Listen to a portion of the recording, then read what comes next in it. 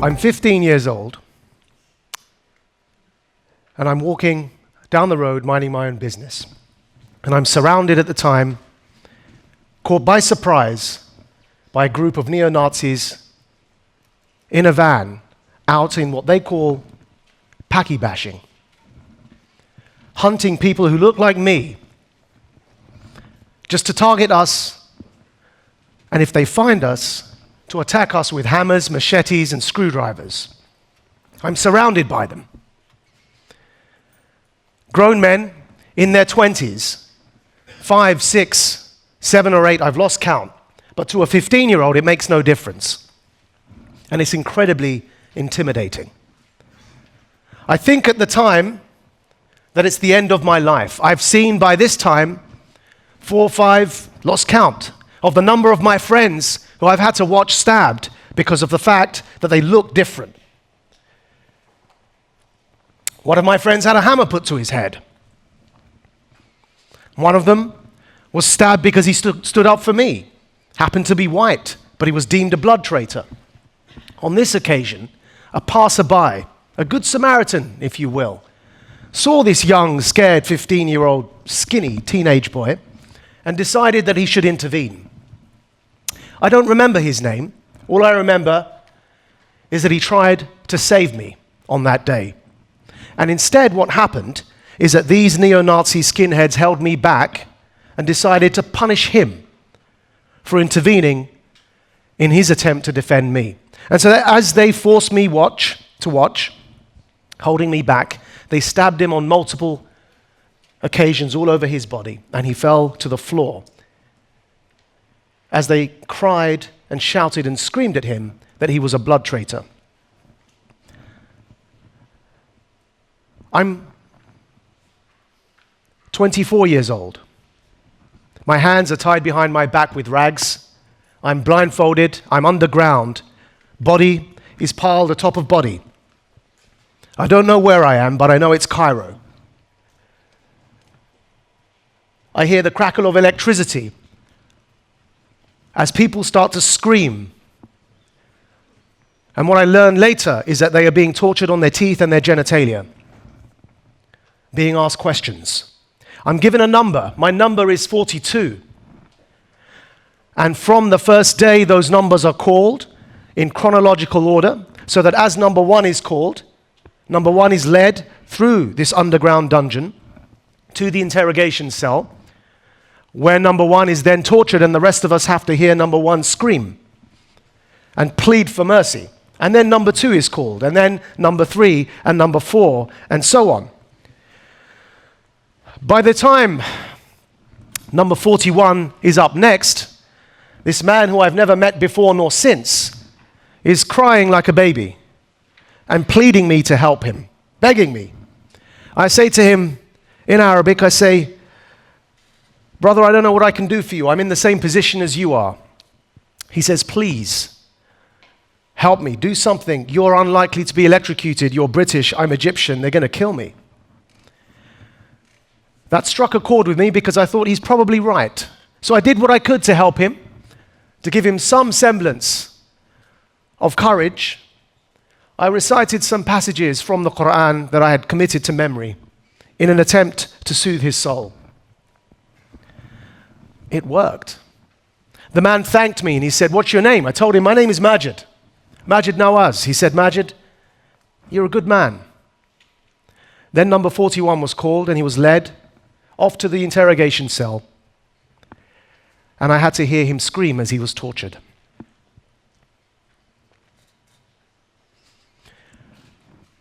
I'm 30 years old and I'm invited to Texas. And there in Texas, I'm invited to the house of the President Bush. And he sits me down over lunch and he asks me to tell him my story, pretty much like I'm doing here today.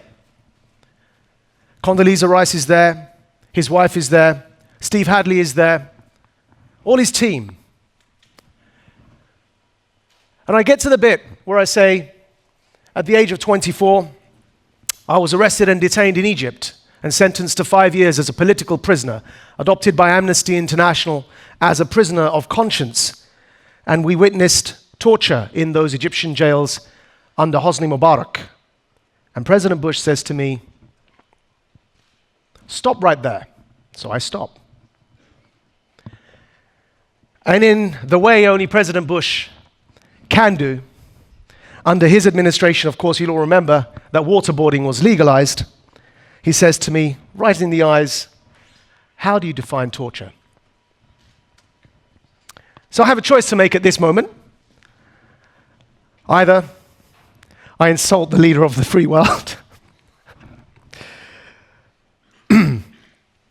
or I decide to, which is what I did, I decided to answer the question in the best way I knew how. I looked him back in the eyes, as I've always done with people, and said, by electrocution. President Bush says, "Yeah, that's torture, carry on." Now, my autobiography, Radical, begins opening with these three scenes. All three are true, happened to me in my life. But the question I'm here to ask and answer, I suppose, is how does a boy born and raised in Essex, which is a bit like the New Jersey of the UK, if anyone knows Essex, end up in those three scenarios? Terrorism and Trump, is this the new normal? Fear is what I want to focus on. And the relationship between what I call the triple threat. The fear that breeds far-left anarchists who will disrupt and riot in our streets. The fear that drives far-right extremists and neo-Nazis who will hunt people down that look like me in our streets just because of how we look. And the fear that drives Islamist extremism. The sort of fear that will lead to what we saw in this terrible summer, this very year, in France and in many other countries. Where again, people are hunted down in the streets just because of a belief they choose to not adopt. And fear is the one thing that all three of these extremisms have in common. And I call it the triple threat, the one thing that unites them the most, whether on the far left extreme, the far right extreme, or the Islamist theocratic extreme. The one thing, even though they hate each other, they hate even more than each other, is the hatred of Jews, interestingly enough. So you'll find anti-Semitism is rife in all three of these extremes. But it's fear that drives all of this. If you take your minds back to this 15-year-old me who was surrounded by neo-Nazis, what happened next? The man who was stabbed for sticking up for me, there were two choices I could have made. I could have continued to associate with people and have them stabbed because they chose to be my friends, or I did what I did, which was self-segregate and begin seeking out an alternative form of identity that didn't put people at risk, white people at risk, for being my friends. And so I began seeking out only those who looked like me. I did exactly what the racists wanted me to do.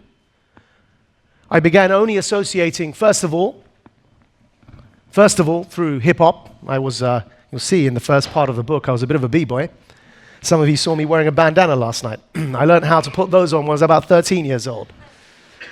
First of all, through hip-hop, but then through hip-hop, in the 90s, hip-hop had a very strong black nationalist strand involved, the Nation of Islam, that led me through Malcolm X into an awareness around Islam, and through that, I began associating eventually only with Muslims.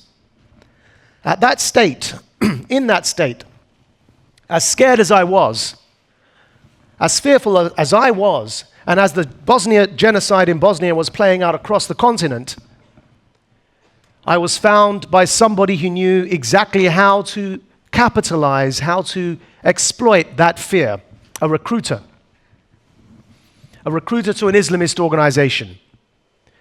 And all this recruiter needed to say to me was, look to Bosnia. These aren't brown or black Muslims being killed. They are white with blue eyes and blonde hair. And so if you think it's just a matter of skin color, you're wrong. And what's happening in Bosnia could be happening in London tomorrow. Because actually what Europe cannot tolerate is a Muslim presence. The recruiter very skillfully used real-world events that were happening at the time to play on my fear. And at the age of 16 years old. I left my hip-hop, I gave away all my vinyl, something I regret till this day. Some real collector's items. I put down my microphone. Well, clearly I haven't done that yet, but I put down my rapping microphone and I joined Hizb ut-Tahrir, the first Islamist organization to popularize the idea that Muslims must resurrect a caliphate globally. Founded in 1953 in Jerusalem and now present in almost every country in the world. Incites military uprisings against Muslim-majority regimes via military coups to establish in their wake a theocratic caliphate. This is a non-terrorist organization that works via military coups, not via killing civilians. But the term caliphate hadn't been heard of until this group came along. And I joined them at 16. I left home and I moved to London, another great area known for its wealth and opulence, East Ham. I joined Newham College. And the reason I joined Newham College was to take over that campus. I ran as president of the student union. My entire slate were activists with this organization, and we took over the students' union. Caliphate-espousing theocrats now controlled the students' union in Newham College. And we poisoned the atmosphere to such an extent, we divided people along religious lines, that eventually, terribly sadly, one of my supporters, Saeed Noor, took what he had in his pocket, a machete that he called Abdul Jabbar, and murdered a young non-Muslim Nigerian student on that campus to cries of Allahu Akbar in what was probably Britain's first jihadist street murder. Ayatunde Ibn Ubay bled to death outside the campus of Newham College on the street. Saeed Noor and a couple of others were convicted, but the president of the student union, myself and my entire committee, were expelled from the campus, and rightly so, because our presence was deemed as divisive. That didn't deter me. I carried on with my activities. Eventually, when Pakistan tested its atomic bomb, the leader of this organization said that actually, for this caliphate, we need nuclear power. So can all those Pakistani members move to Pakistan and start recruiting from the army there in an attempt to create a nuclear caliphate? And that's what I did. Eventually, from Pakistan, once having set the group up there, I moved to Denmark and did the same in Denmark. And then, finally, I arrived in Egypt. And my attempt was to do the same thing under Hosni Mubarak's regime. 9/11 happened, and it caught us all by surprise. The security climate around the world changed drastically. There was intelligence sharing, and a few months after 9/11, on the 1st of April in 2002, my house was raided, and that brings you squarely to where I was put into the torture dungeons of Hosni Mubarak, and then eventually sentenced to 5 years in prison. But while all of that was happening to me, globally, Muslims were organizing and doing the same thing. Many Muslims were turning to theocratic extremism as a form of expressing their fear. Now, if all of that was triggered by neo-Nazi attacks, something else began happening. In Europe, as my co-religionists began organizing from fear and expressing themselves through fear, the white working classes were observing this and began becoming fearful themselves. Many of you may have heard of the English Defence League. It was at one point Europe's largest far-right street protest movement, mainly against Muslims. If you were to inverse my story, that's how the English Defence League were formed. Fast forward maybe a decade after my own brutalization by neo-Nazis, and many of my co-religionists became the brutalizers. And so as British troops were returning from service abroad, Muslim extremists would spit at them, would call them traitors, would hold up placards calling for their beheadings. And in direct reaction to the group that did that, now banned under our terrorism legislation, the group known as Al-Mahajirun, the founder is in prison, the UK leader is in prison. It's an offshoot of the group that I joined. It's an offshoot of Hizb ut-Tahrir. In direct reaction to this group's actions, this now banned terrorist organization, came the English Defence League. And so you see that there is a relationship all formed around fear. And they feed each other's narratives. When you look at the literature, when you look at the diaries of Anders Breivik, who murdered those innocent people in Norway, you look at his manifesto, this far-right terrorist. In it, he cites Al-Qaeda propaganda as the reason for why he thinks this method succeeds. If you look at the literature of the English Defence League, when they argue that Islam is here to conquer and dominate, they cite the Islamist theocrats who also argue that Islam is here, as I used to conquer and dominate.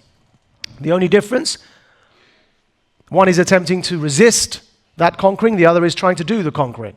But they are quoting each other. When you look at the literature of Islamist extremists, and when they argue that there's a global war going on against Islam and Muslims, there's a new crusade, and the invasion of Iraq was actually a war against Islam, not a war for resources or for geopolitical power, but a war against Islam.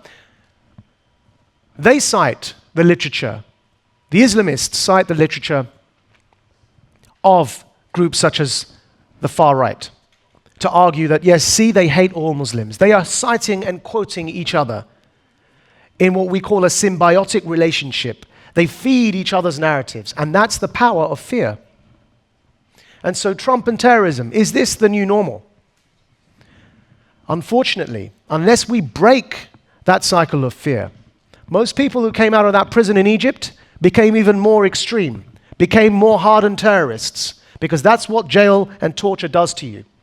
But the reaction to all of these extremes has to be to blunt their sharp edges. And that's going to require leadership. It's going to require a reassertion, a strong reassertion of our universalist, liberal human rights values that apply for us and against us. And that's the only way that we can break what is unfortunately right here, right now with us, a generational struggle to challenge all forms of extremism. And until that centrist, universalist, liberal human rights discourse begins reasserting itself and blunting the edges of these extremes, then unfortunately, that symbiotic relationship between these extremists is going to be the new normal. So terrorism and Trump will be our new normal for the foreseeable future. Thank you very much.